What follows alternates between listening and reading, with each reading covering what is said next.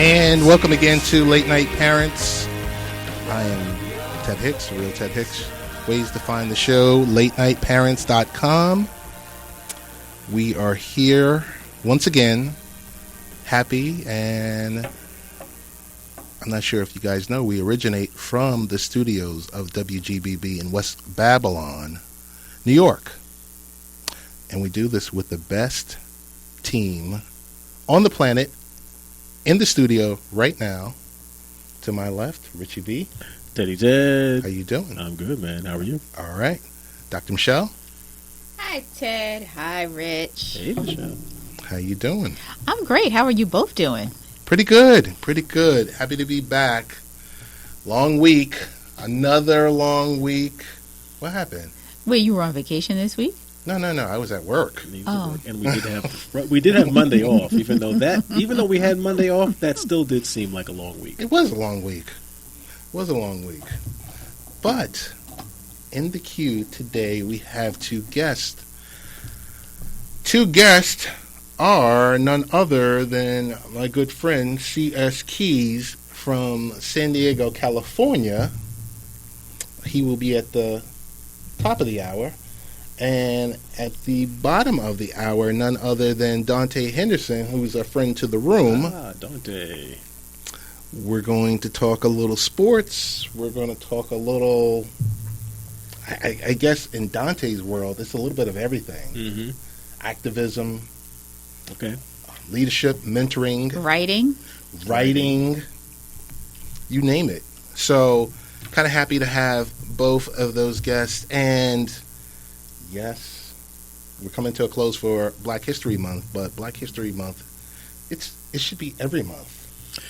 It would make sense, right? But I mean, we're still at the point where the things that Black people have contributed to in specifically American society over the years, which for so long seem to have gotten ignored. We do need to recognize those right now and still set aside some time to identify these things and these accomplishments. So it's a good thing that it happens, but it should be recognized all the time. Every single day. Every single day, yes. Yep. History just in general. Right. That's when you know that we don't need to do it anymore, when it's just a part of history, regardless if it was somebody Black who did it, somebody white who did it. It was just history, and it was everyone that was involved, not ignoring anyone's contributions. Yes. Right. So, it's for a lot of us, or for our parents, this month is a little bittersweet. Shortest month of the year. Yep. But it's good to recognize those accomplishments. Not sure where else to go with that. It's I think we're on the precipice of the president doing something special for HBCUs. There's been a lot of talk about that, an executive order that's, I'm guessing it's going to hit within, the next 48 hours. Okay, something positive. Something positive. It's going to be that soon? I'm thinking to make I guess if he wants to make an impact, okay, he would do it during the month. It would make sense. And not after the month. Right. Again, extra recognition. Yeah, and it's extra recognition, and also, he's going to be the first one to tout, hey, I did this, and look who didn't do X, Y, Z. Right. But kind of take the good with the good. Yeah, you have to, and if he does it, and it's honest and genuine, then it's a positive. That's true. That is definitely true. So, as we wait for C.S. Keys to join, I wanted to... Well, there was two things that I wanted to talk about. One being the Acronis software. It's something I mentioned maybe a few weeks ago. An event that I had attended, and we were... Rich is in our everyday where we see a different software app. Yep. Or a software app does XYZ. Or makes claims that it does XYZ. Right. So I was using the software. I actually installed it last night. Mm-hmm. Just think of Carbonite. Okay. Think of Backup Exec. Yep. Hey, we'll do full backup or a specific file directory, copies everything, puts it up to their cloud, and you have access to it. Multiple devices? Up to 5 devices with the licenses that I had. Okay, so I was a little impressed.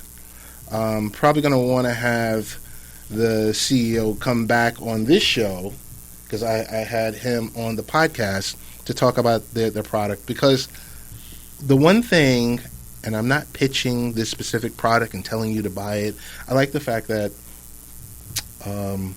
it backs up your social media. As in it logs your communications? There's a feature where you log in, you log in with whatever social media account, and takes a snapshot of that social media account. Okay. So from your timeline to your events to your photos, all the above. So I was like, all right, that's a little bit different. Also, logged into it and downloaded the app with my phone. Backed up my phone. Nice. Also, not only did it back up my phone, it backed up a couple of additional PCs and a Mac. So one license, you can go either way. Okay, it's device agnostic. Right. So I was very impressed because, like I said, initially we were talking when I spoke with them before.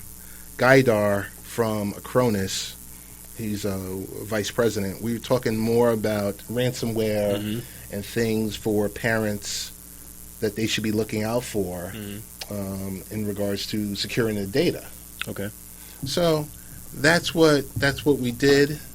I was impressed with that last night, and a follow-up was to it, Verizon Instant Internet. Now, you started telling me a little bit about this before. Before the show. Yeah. Instant Internet. Give me some more details on this. So, long story short, depending on the type of access that you have, broadband access in your house,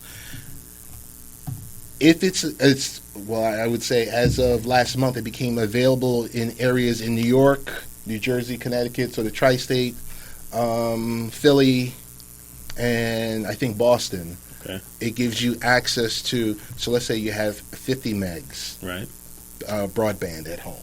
Right. You can go up to 100. You can go to 75. You can go to 100. You can go to 150. 150 was kind of like the cutoff point. Okay. So now, for $50 more, you can go to 300 meg to your home.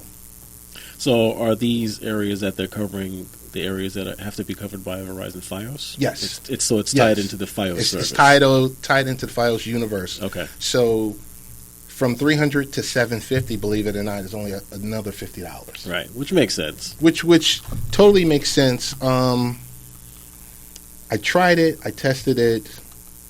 It was phenomenal. And that's only because there's data hogs. Of course. There's data hogs. And I think it's primarily for the people that have data hogs.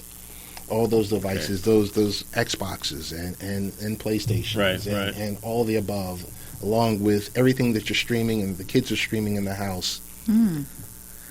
It did not buffer. It did not. So, and the speed tests did not give me anything under 900 meg. Wow. All right. So I mean, but you're still limited to whatever the services you have within the home.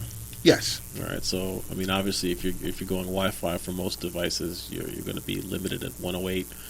Or if you've wired your home, you can maybe you'll get gig to everything, which would be awesome, provided you got the gig router and everything else. Right. Now, I would say this much: if you are connected hardwired, right, that's where you're blazing. Okay. Your devices. Yep. Your Apple devices, they're kind of, once they hit a limit, like around 150. Right. So you can get 150, but then you're kind of like, now what I do? You kind of hit that virtual wall. So we don't have any Apple devices besides the phone. So is it something that we should look into? I think it's something to look into if you're in a situation of being hardwired at home. If you're hardwired at home, you will see the blazing speeds. So, and it's gonna, it will unbottleneck your network at home. Yeah, everything should open up at that point. So, I looked at those two products.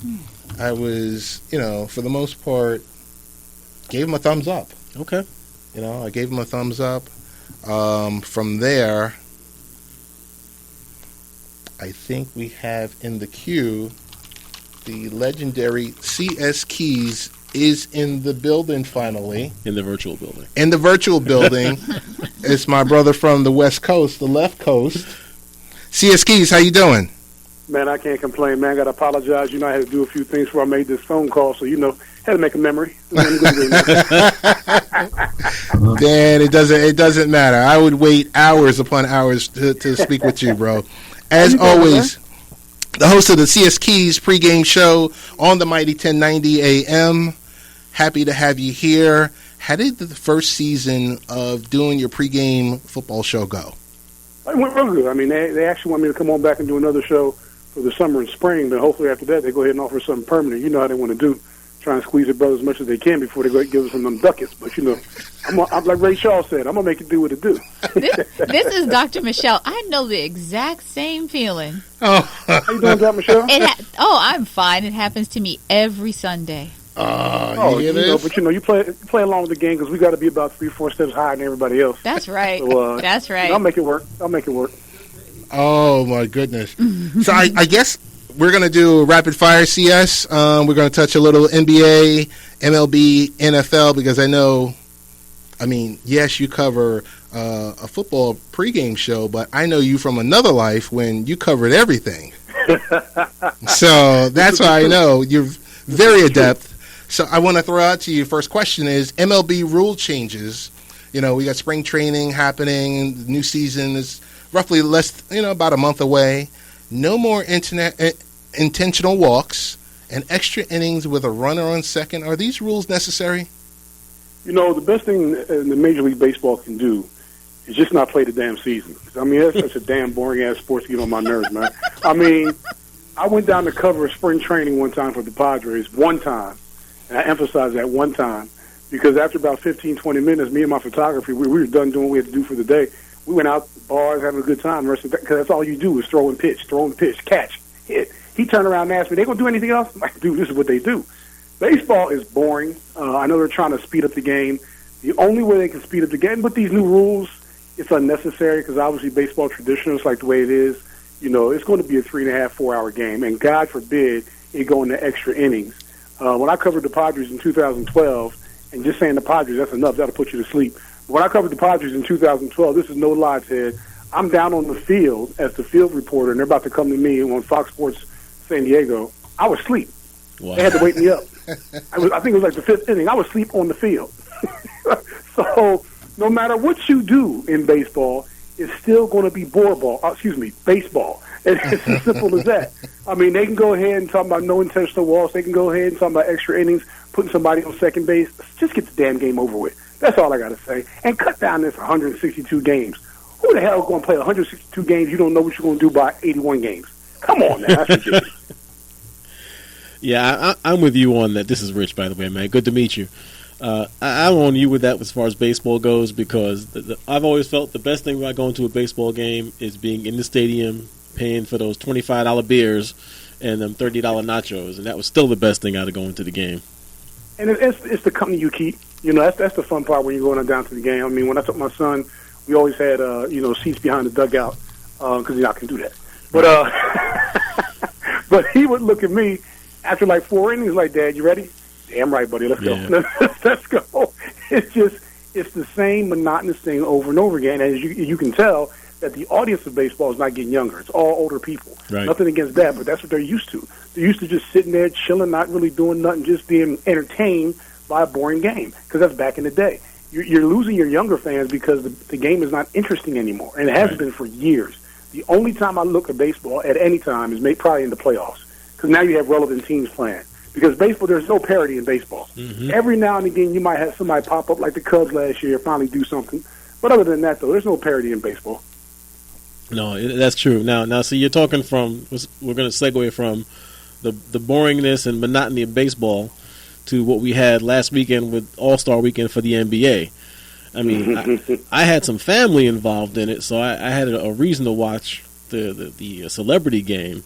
But after that, I didn't even look at the 3-point shootout. So, I mean, all in all, it's turning out ratings and everything else saying that NBA weekend, All-Star weekend was a flop. So, what are your thoughts on what happened? Has the game itself become just a waste of time? What do you think? Well, I would have to concur with you as far as it being a flop. You like that concur? But you were one up on me because I didn't see the celebrity game, but I did check out the 3-point contest, I forget what the other one's called, the skills contest, and of course the dunk contest. It's gotten to the point where, I mean, how do you miss a dunk and you still score points? Right, when that happened, I'm like, that MF missed the dunk. How you going to get some points? Right. So it's gotten to the point now where it's really not even laughable. I mean, they're talented guys, and I got to give them props for that because I can't get up there, go through my legs, and go ahead and clutch, double hit, boom, knock it down. I can't do that. So you got to give credit where credit is due as far as talent's concerned. It's just the creativity. There really isn't anything else to do. And I'm basically concentrating on the dunk contest because the 3-point is a 3-point. Mm-hmm. The skills challenge is the skills challenge. But everyone, and it's been like this for years, everyone waits for the dunk contest. Last couple of years, people weren't really that interested in it, even though they did watch it, because you were thinking, hoping somebody, something new would happen. Right. And the biggest disappointment I've had is because the superstars of today, the LeBron James and what have you, don't participate and haven't participated. Back in the day, you had Michael Jordan participating, you had Dominique Wilkins participating. Yep. The big names of the sport participated because people wanted to see them. LeBron has never participated. He's made 13 All-Star games. And nothing against him. If you don't want to do it, you ain't got to do it. This man is going deep into the season in the last 6 years, made the NBA Finals. So I understand you want to rest your body. But this is supposed to be for the fans. And it would have been nice one year to see him in it. But DeAndre Jordan definitely disappointed me. Oh. I thought his big ass was going to show out, but he didn't. Wow. Well, even though I guess I'm a female, I still love basketball.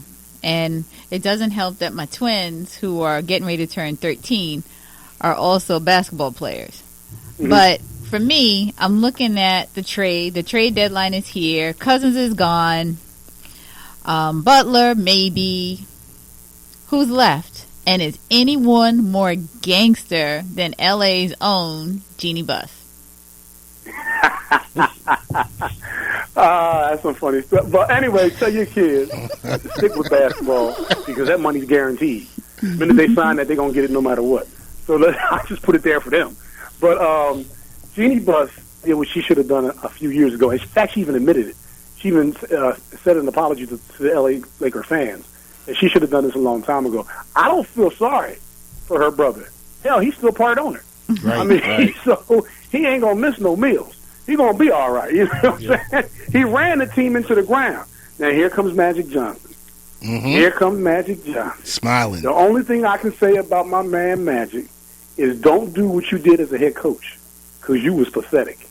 Now you're in the front office. Now you're an executive. Now you're in charge of building this team back up, getting the right talent. Now you got a GM. I believe he signed now, which is Kobe's former agent. I kind of see the thinking of that, even though he's had no experience. However, he's got relationships, and that's something that's important in bringing players into L.A. for people that the players that he's known or maybe represented or knows someone who represents them. That's the kind of relationship building thing that you can bring players in. So I get that if that's what they're doing. I'm looking between the lines. I think that's what the deal is, to bring a former agent as your GM because you're trying to get those relationships that he has to get to L.A. I'm going to give him a couple years and see what's up. The only thing that confuses me is that, Magic said that he likes the nucleus of the team right now. Mm. And if that's the case, then why the hell you fire Mitch Kupchak and your brother? Because they put that nucleus together. If you like the nucleus of the team, what the hell you get rid of the people who put it together for? So it's going to be interesting in Tinseltown. We'll see. But, I concur. Jeannie, she gangster. That's because she couldn't get Phil Jackson to come over there. Still too busy effing up the licks. That's a whole nother segment. We're not even going to go there today. So, and how do y'all feel about how they treated Boogie, though, man? I mean, the man just gets finished playing. Well, he didn't really play, man. He showed up dressed. got on the court a little bit. Right before he was doing an interview, that's when he was told he got traded. That was now, that wasn't right there, cool you at want to all. talk about gangsters. Yeah, that wasn't cool. That was all over his face. But, more importantly, though, the Kings, how dysfunctional are they? Very. Ronnie Divac came out and said he could have got a better deal, and the deal was with the Lakers. The deal was with the Lakers. Yeah. He came out and said, I couldn't believe he even let that out the bag. It was supposed to be undercover. And when I heard him, he didn't say the Lakers, but I knew it was the Lakers. I knew the inside of that particular situation. And there was 2 good number 1 draft pick players. They turned it down to get some scrubs from New Orleans who I don't even know who the hell they are. I still don't know who they are. Buddy Hyde. Healed. I still don't know who they are. Buddy Hyde, healed. But how are you going to let it come out that you could have got a better deal for him? You just wanted to get rid of him. And I hear all the rumors about, Boogie being a hard person and him and George Carr don't get along. But you know what? He really got to be a headache if this is the kind of deal you put together to get these scrubs back for him. That's true. And at one point, you had Boogie, you had your boy, White House out in Miami, and you had Isaiah Thomas all on the same team. I know. What's up with Vlade? I don't know. He let them all go. Hey, I want to talk with you real quick about NFL free agency. The wide receiver is at a premium. Is Alshon Jeffries, DeSean Jackson worth the risk? I would say DeSean Jackson, depending on what the risk you're talking about, maybe, because I'm not sure he was really matched up with the right quarterback in Washington. Not saying anything about Kirk Cousins. I mean, he go ahead and make his franchise dollars. I wouldn't call him well, in today's NFL, I guess you would call him a franchise quarterback, but I just don't think he was teamed up with the right system. So DeSean Jackson, I would definitely take a chance on. Alshon Jeffries, I'm not really sure he lit up the field to warrant a big deal. Now grant you, I want anybody to get a deal. I'm all for anybody getting their money. I don't care if you're black, white, Asian. I don't care what you are. Get your money, especially if you're related to me, so I can call you. But but I'm not sure he lit up the stats, the way that some GMs may want. Now, you're going to have some teams go out there and pay some money. It happens every year. Look at Houston. Right. That's a mess. You know they want a rebate. Oh. Nothing they can do with that. But I'm sure teams won't do what Houston did. And when I say that, they never even interviewed him. They never met face-to-face. I heard about that. This was just done through the agent and the organization. I've never heard of you not even shaking somebody's hand and saying, we want to talk to you. You never even talked to him, and you signed that deal. Yeah. So I ain't mad at the quarterback. I mean, that's Houston's fault. Hey, got a question about the quarterback carousel. Tony Romo, to be released, to not be released. You got Jay Cutler being shopped. Does either one of these guys have enough left in the tank to lead anyone? Do you trust either one of them? Jay never had nothing to take in the first place. He was on fumes since he came out of Vanderbilt. He had a couple good years. What was it, one playoff win in his whole time in Chicago? Now, come on. Jay Cutler's a divisive player in the locker room. Very selfish. He got his money. And as soon as he signed that deal a couple years ago, he just went dark. Yeah. You didn't even see him on the field, even when he was on the field. He wasn't on the field. Turnover after turnover. So Jay Cutler, we can end that conversation right now. As far as Tony Romo's concerned, I have said in the beginning of last year he will never see the field again as a Dallas Cowboy, except for warm-ups and, some scrub work. But you just can't trust Tony. I mean, these last couple of years with the back issues, and you had back issues twice now, and that's the central part of your body is your back and your internal. That's your core. That's the central part of your body, especially for a quarterback, turning and throwing. You need that right. Rotation in your. I just don't trust Romo. I mean, if he had his druthers, which is stay in Dallas, which I know Dallas is not going to do this because they got to pay him. And I've never heard nobody holding a clipboard getting $19 million, right. except for maybe in Houston this year. But right. Hey, I do. But, go ahead. CS, got a bonus question for you because we got to move to the next segment. Bonus question for you, CS. That whole Oakley, Dolan, and now is Oakley going to be the personal guest for the rest of the Knicks road games for the remainder of the season, or what? I know one thing. Y'all better leave the oak tree alone. I'm saying right now, I don't care whether he had a little bit of joy juice in him or not. He about to whoop somebody's ass. Now, you can't You can't be putting your finger in somebody's face. I get that. But did you see all the security guards it took to take him out of that damn stadium? Laughable. I mean, Dolan, though, see, the bad thing about this, the owner can't be fired. No. Unless you fire yourself. Unless you had the fiasco like you had with the Clippers, and the rest of the owners just forced him to sell the team. Dolan and the Knicks, I believe, is the number one team, money-making team in the NBA. I don't see that. I saw that stat the other day. I couldn't believe it. Isn't it? Phil Jackson sitting back making his money, and I ain't mad at Phil, but Dolan is just a joke. And then all of a sudden, now you want to turn around and invite Latrell Sprewell to come to the game and sit beside you. You're lucky he ain't choke his ass. Everyone saw that for what it was, though. That was just throwing up the flag and saying, "Look, I can hang with these guys too." See, that's all it was. Four-letter word. CS. He was being a fan. Fans, they rag you all the time. Yep. But I guess his skin got a little thin because it was a former player. CS, four-letter word, prop, and that's what those guys were used. Totally. You gonna say something else? Nah, I know you. No. We got a youngster in the room. We're talking with the great CS Keys. CS, tell us the best ways to get in contact with you. Easy. Just follow me on social media. You can go to my fan page on Facebook, CS Keys fan page, on Twitter and Instagram at CS Keys Show. Always got some interesting things I got to say. Gotcha. CS, thanks so much. And our team here will be following you, so make sure you give a follow back, brother, all right? You got it. That's easy. Appreciate it, man, always. Thank you. Take care, brother. Nice meeting you. You too. And that was the legendary CS Keys from the host of the CS Keys pregame show on the Mighty 1090 in San Diego. And without further ado, we got someone else in the queue right now. Someone who's near and dear to everyone that's in this room. Dante Henderson, who's an educator, nonprofit founder, and the author of the 2010 bestseller, Things I Learned While Walking. Dante Henderson. How you doing? What's going on? Thank you. I appreciate that. You made me feel like I played for the Lakers or something. What's new? It's great to have you on here finally. Yeah, absolutely. I appreciate you having me on. But I have been working on the Made Man Foundation. Just really getting my program up off the ground, just so I can change the trajectory of the youth of Chicago. Just a little background about my organization. The Made Man Foundation is dedicated to closing the opportunity gap for at-risk youth using experiential education, hip-hop literacy, and the arts. It's an after-school program right now where we teach kids how to look at rap as more of a tool to kind of inform critical thinking, to inspire creativity, academic skills, communication skills, and just really unpacking the lyrics just to show that it could be more of a vehicle to transform belief systems.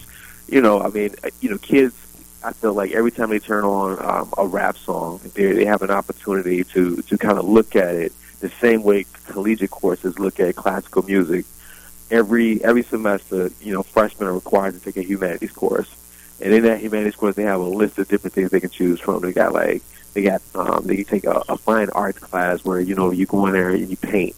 Or you can take, classical music. And in classical music courses, you look at all the social implications that went into making, the Baroque period. Or you went into, you see how artists like Beethoven, what really inspired their music. But we don't do the exact same thing with rap music.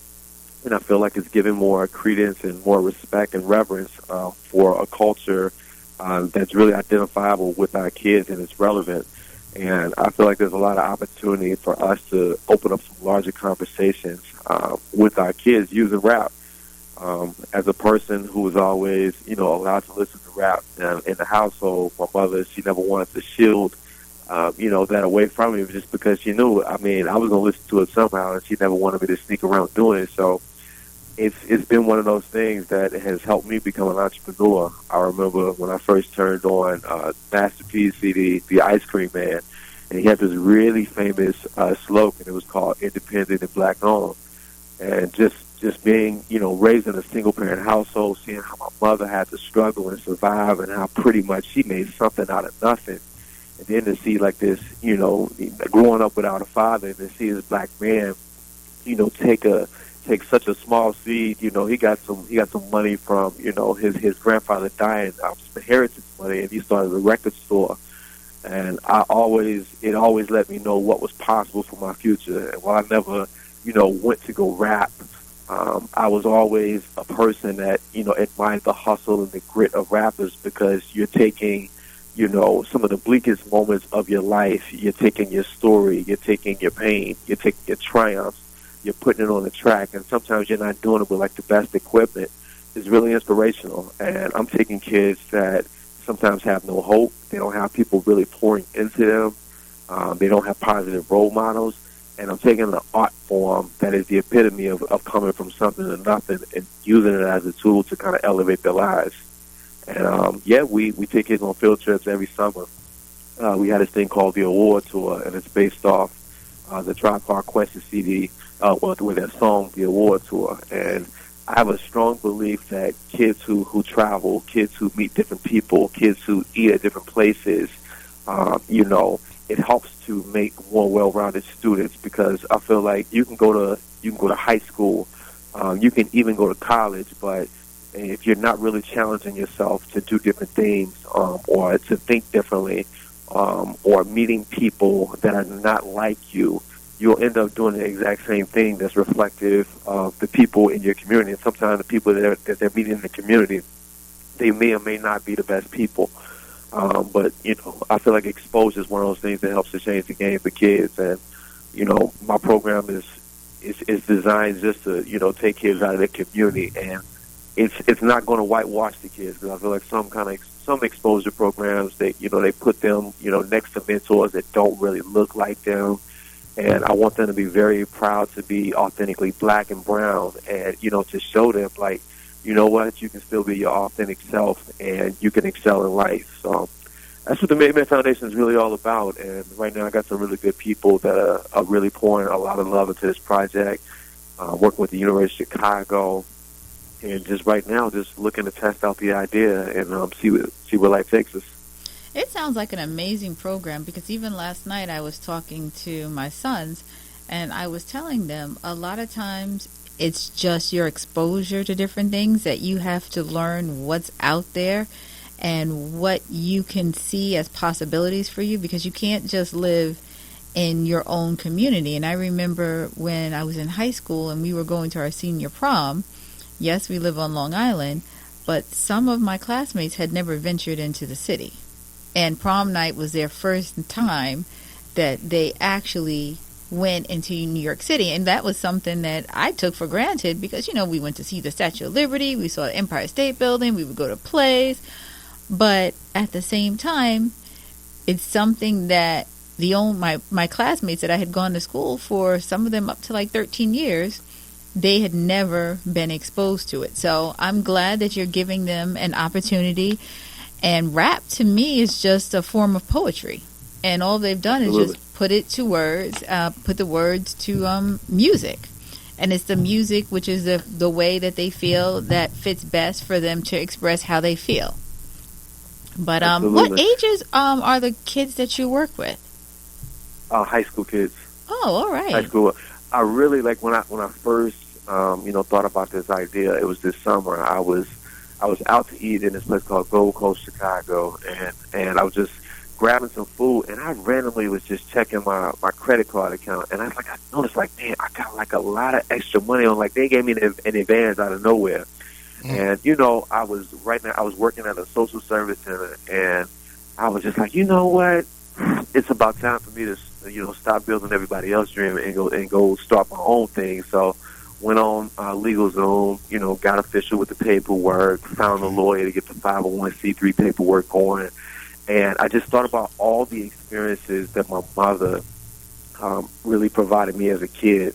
My mother raised me by herself.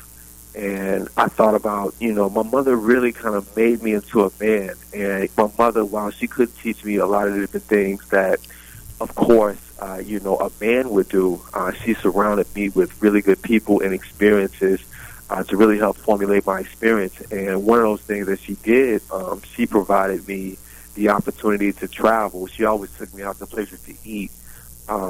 She taught me just, what quality looked like up close and personal. Because, like you said, if you have not really traveled, or been outside your community, prom night might be the first night you might go downtown to go do something. And when I was working at the Harlem Children's Zone in New York, I noticed it was kids that had not been outside their borough, and I thought that was crazy. Just because I'm like, New York City is one of those places that the train literally goes everywhere, and in other cities, the train, it only stops, at a certain point. But I'm like, New York, for sure. Queens kids have been to Brooklyn. Brooklyn kids have been to the Bronx. And then I really start tapping into the story of kids, and I'm like, you have not been outside. And I feel like on one level, it was a sense of fear of venturing outside of something that was the normal for them. And if you apply it to their regular lives, you're not going to try to better yourself in different ways. You're not going to approach a harder text inside of school. It could be you might not walk up to a certain person just because you feel like they might not talk to you or they might not like you. So it's about destroying their belief system that tells them that they can't, and surrounding them with people and experiences that are going to reinforce that they can. And the Made Man Foundation is taking them and helping them to tap into their own genius, because I feel like, just like Jay-Z said, everybody is born with genius, and it's just about tapping into it every day, and until it becomes just automatic thing. It's practice, it's preparation, and eventually it's performance. Mm-hmm. I think you're onto something with tying it into music, because of course music being the international language in all its varying forms, but especially with rap. We can go back to some of the early times of rap when it was more, or when we got into the East Coast versus West Coast battles, if you will, and it was really different ideologies and different theologies of rap. East Coast rap was about the partying, the lifestyle, the cars, the girls, the having fun. And West Coast rap, they didn't understand that. They were more into, well, this is how our life is, and we're going to tell you our life story and what we go through day by day, be it a struggle, be it something positive. And the two worlds collided a little bit, but over the years, it's melded into the art form that we see it as now. And fortunately, it's becoming recognized now. I guess it's taken that 30 years for it to get its just due. But you see people like Lin-Manuel doing what he's doing with Hamilton on Broadway, and that is just for us old school rap. Put a story to it, put some good music on it, and tell a story. But now he's doing it there and getting recognized for it, fortunately. So this, you're probably at a good time to make this happen in a way where the kids can understand it, and where people will recognize it for what it is and be more accepting of what it is. Absolutely, and it's another way of teaching Black history. Rap music is kind of one of those things that we want to claim it as Black history, but then we don't, because sometimes some of the lyrics they're not of the, I guess, of a positive quality. But I always say this: if you want to change what rap music sounds like, you should start by changing the community. And one of the ways you change the community is by education. So while you have some artists like Chief Keef, who might rap about what it means to grow up on 64th and Normal, and all the violence, all the drugs, and all the negative mindsets, he's still as much of an artist as an artist like Common. And I want us to start really taking the Chief Keefs of the world and to really embrace their story, and to understand it from a level of empathy, and rather than a source of criticism, because at the end of the day, that is another young Black man that's out there, providing for his community. You just never know. You might see Chief Keef out there buying a chain for himself, but at the end of the day, he might be supporting a whole family of people that might still, live in his home. And I support Black entrepreneurship, and I feel like this is a way to show that our kids about our rich history as Black people. Rap music was formed and founded by Black people, and that's something powerful. And I don't really, I don't feel that people give it the reverence and the respect that it should. If you look at blues black people created that. And, a lot of rap music is essentially blues. We've created a lot of different genres that now people are starting to recognize. I mean, when I was probably around 10, you would never hear rap music on Sports Center, but now you hear it in the announcers, Yes. their dialogue. You hear it in the background, and I just want to show. I just want to put a new face to what Black history actually looks like. These kids are learning Black history, and you'll be quoting these songs from years and years ago, just like my mother. She gave reference to the Parliaments and like the Bootsy Collins. The kids that I'll be teaching, they'll be giving the exact same kind of reference to Lil Wayne. Some people think that's scary just because of some of the subject matter he's talking about. Right. But at the end of the day, that's Black history, though. That's Black history. And even some of the things that we don't think of as glamorous, they're still part of our history. And I feel like every culture has that. And we need to stop criminalizing Black skin and the things that we do, and start really embracing it and, using it as an opportunity to teach. Dante, I don't even know where to start. I think this conversation right here is just scratching the surface. Want to probably get you to sit down on a Wednesday night for a podcast that we can go long form, because you are very deep. And there's so many different things that I want to mention, but I don't want to mention. So, because for a Wednesday conversation, I would like for you to think about, a Wednesday conversation coming up. Chicago as a whole with the violence. I mean, we hear about the worst of the worst on our nightly news shows, on our cable news shows. We have a president that refers to it's safer to walk the streets of old Baghdad or Afghanistan than it is to walk in the streets of Chicago.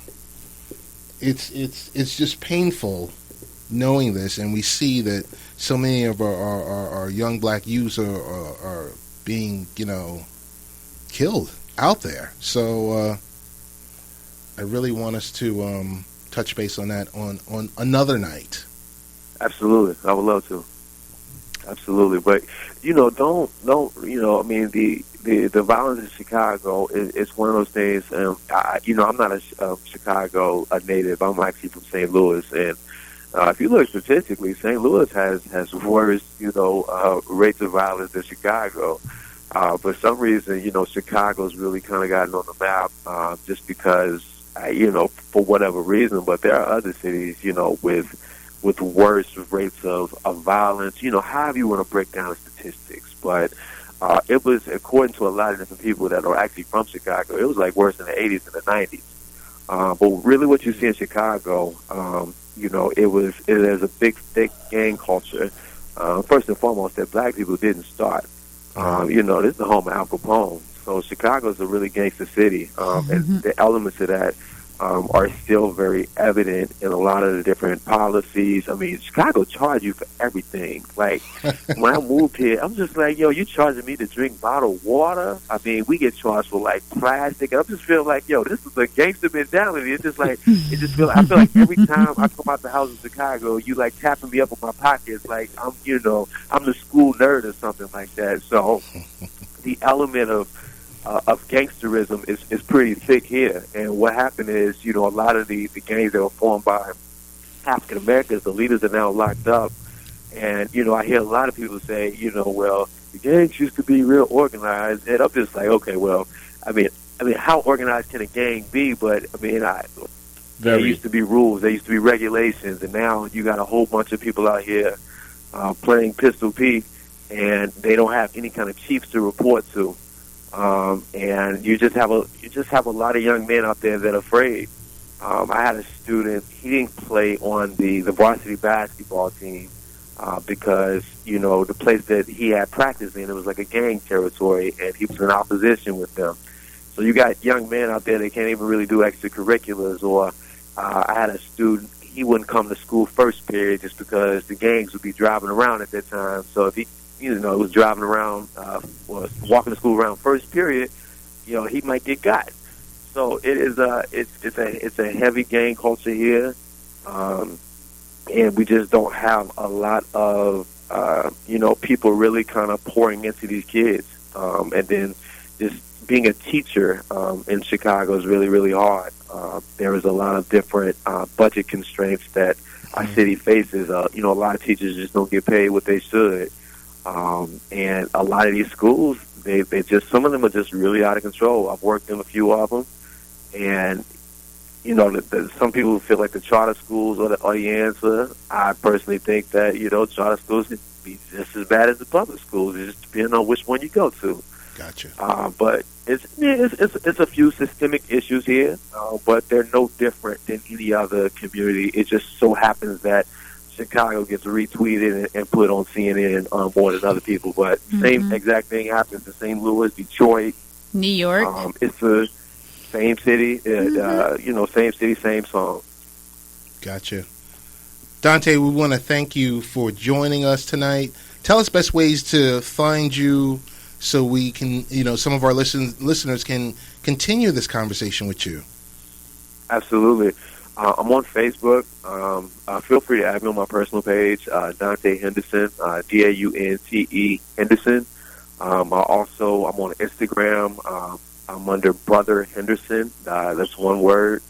Feel free to engage with me. Reach out to me. Right now, my organization, we are at the very seed phase of everything. So if you have research, if you want to volunteer, donate, we're a 501c3 organization.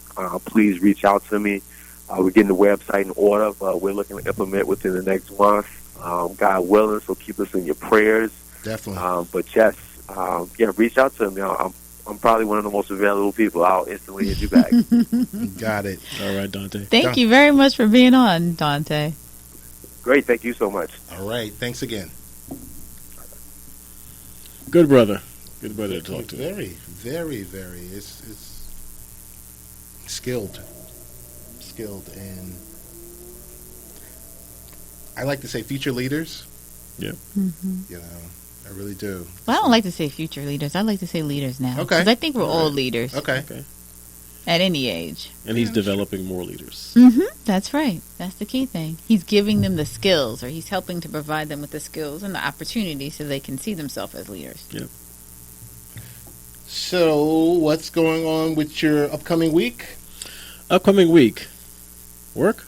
Nothing crazy. This is work. Again, we're still in coasting mode at school, basically. So we'll see what happens there. But tonight, wait, is anyone going to be watching the Oscars?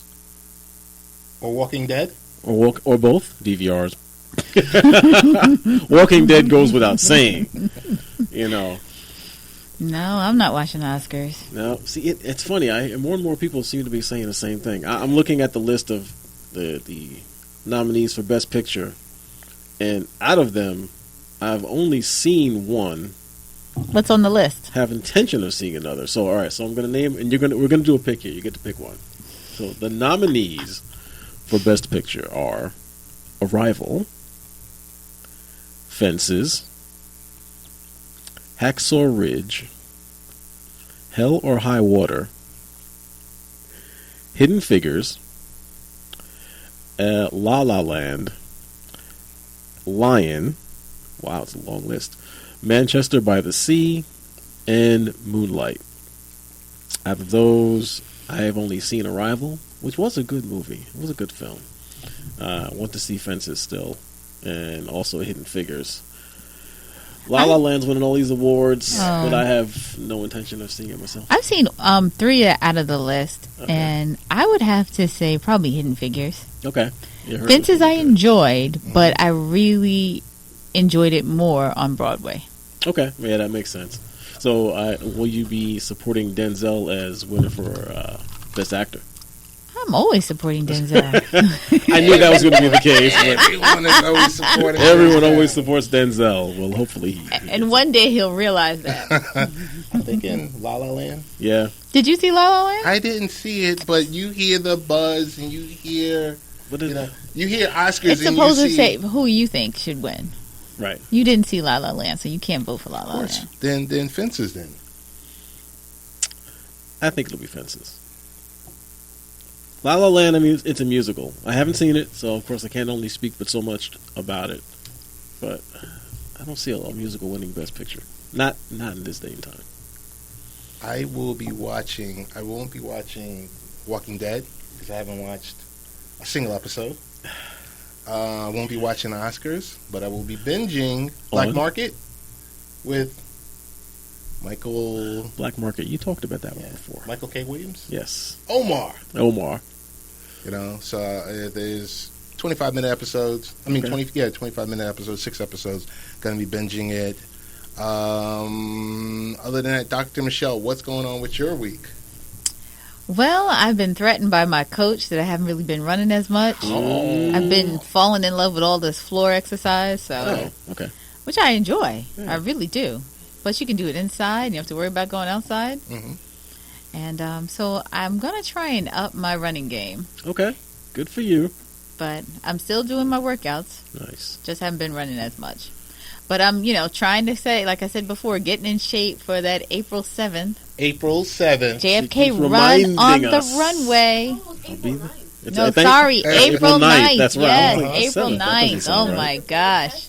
I would have been. You would have been out there on April 7th. No, you wouldn't have been out there April 7th. Where's everyone? Getting hit by a 747. Oh, my goodness. Guys, I know we're running short on time. I wanted to read this quick message, and then we will talk about best ways to get in contact with us. It's about Black History Month. Okay. It's about Black History Month. So, in closing, for this discussion with Black History Month being February, and as we said at the start of the show, it should be recognized every single month because we should recognize the rich culture, heritage of Black people. And although the battles have not been won yet, we should be proud and take some time out to explore the powerful and victorious lineage of our people. So that's right, don't be a vulture, learn about your culture. There you go. Ways to get in contact with you? Ways to get in contact with me? On Twitter, RichieV_NY, or on Facebook, facebook.com/TheRealRichieV. And for me on Facebook, Dr. Michele C. Reed. That's Michele with one L, middle initial C, last name REED.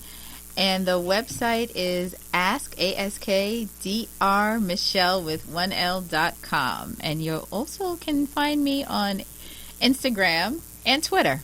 Ask Dr. Michele. Great. And you, Ted? Real Ted Hicks. Real simple.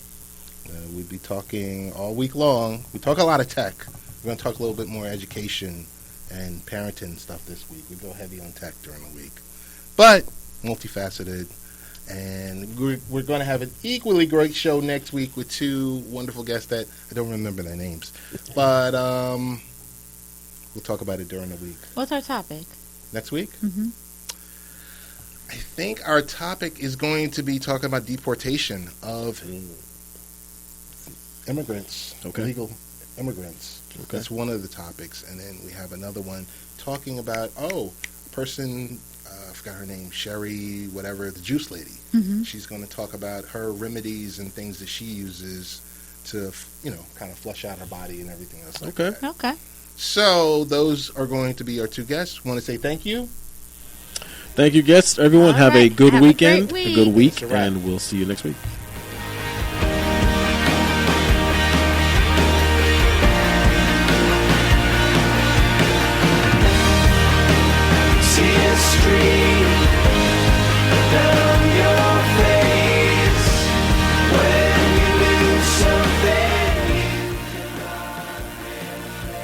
The views expressed in the previous program did not necessarily represent those of the staff, management, or owners of WGBB.